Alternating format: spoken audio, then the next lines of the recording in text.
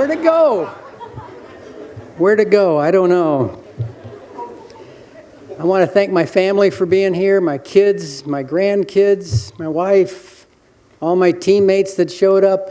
Were we exceptional people, or were we people given exceptional opportunities? When I think back at the days that when I came to Michigan State, we were clearly given opportunities. This was back in the 60s. In fact, half of North Wonders Hall is here. How many were from North Wonders? There's a whole bunch of them. Because we won, in my years, 65, 66, 60, we won 4 national titles. Football, soccer, wrestling, and hockey. That's unparalleled in any university. But we were given exceptional opportunities. And the reasons for success are always the same. It's hard work, it's dedication, it's perseverance, overcoming obstacles. Now, I had a dream when I was in the 9th grade.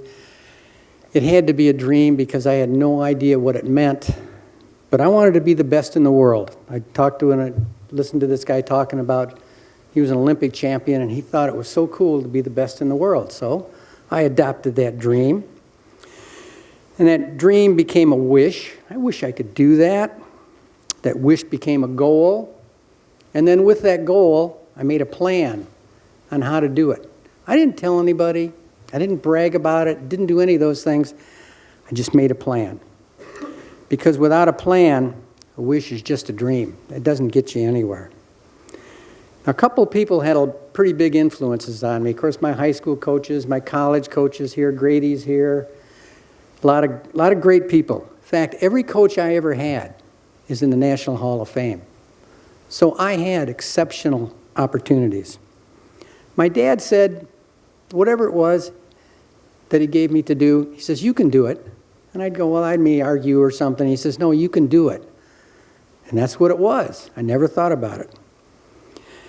One of the greatest lessons I learned was here at State from a professor, gave me an assignment to write this paper. I write the paper. I didn't spend any time in classroom. I spent at least 4 hours every day working out, every day. I planned between classes in the morning to get a workout in so I could have one before the afternoon workouts. Well, this professor gave me an assignment. He says, come back, turn it in tomorrow, do it. So I wrote out some stuff, turned it in. He says, come back tomorrow. Came back the next day. He says, well, Don, is that your best work?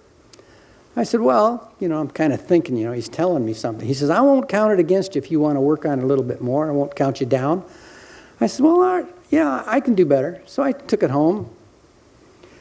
Now, we didn't have computers then. I didn't have a typewriter. We did it longhand. I know that's a strange word for some of you, but it was longhand. And you write big and you made more pages. Some of you remember, don't you? Yeah. Okay, so I write the paper. I spent, I took 2 days and I did sentences and I spelling and I did a little bit of this, got it all better. I took it in, put it on his desk. He says, well, come on back tomorrow. So I came back the next day and he says, Don, you're a great wrestler. I've seen you train. I've seen you put in the effort in all these things. You work so hard doing everything. Your attention to detail is phenomenal. You can do all these things. Can you do that when you write these papers? I kind of went, well, here's an opportunity. I better do this. Now, this guy just wasn't any professor. He was Dr. Gail Michaels. He is also in the Hall of Fame here. He's a 2-time national champion wrestler. And he was one mean, tough son of a gun. He would play racquetball, and if he hit you with the ball because you were in the way, it would leave the biggest mark for weeks on the back of your legs. So you didn't play around with this guy. If he told you something or suggested it, you'd better do it. So I took it home, and I worked on it. He says, I'm not going to mark you down. I know it's real late, but I want you to really do your best. Man, I worked on that paper. I spent a whole week doing all this stuff and getting it better and doing all this and that. And he was like, I brought it in, put it on his desk. He says, come back tomorrow. I come back the next day, and he says, well, Don, what do you think?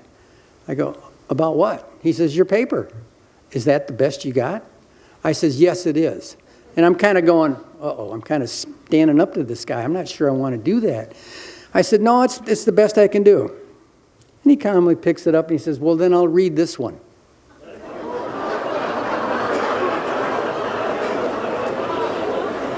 He never read the other ones.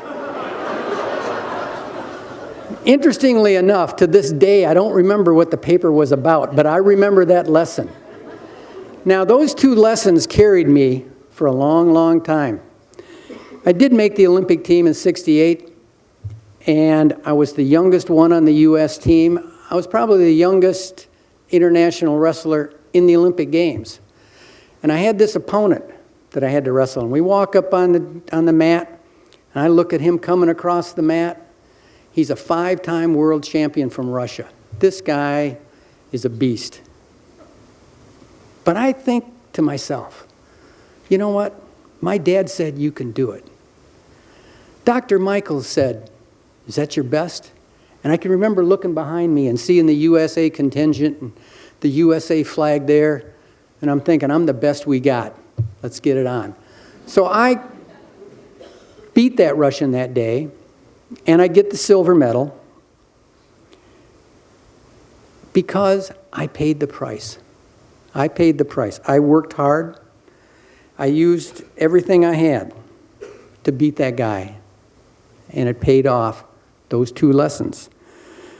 I have one piece of advice for you new letter winners, and that is when your competition is over, you take that passion and that effort and that hard work, and you take it to a new goal, and you will be successful by doing that, because the reasons for success are always the same. Hard work, dedication, perseverance, overcome the obstacles. Winners find solutions, and losers find excuses. Go green!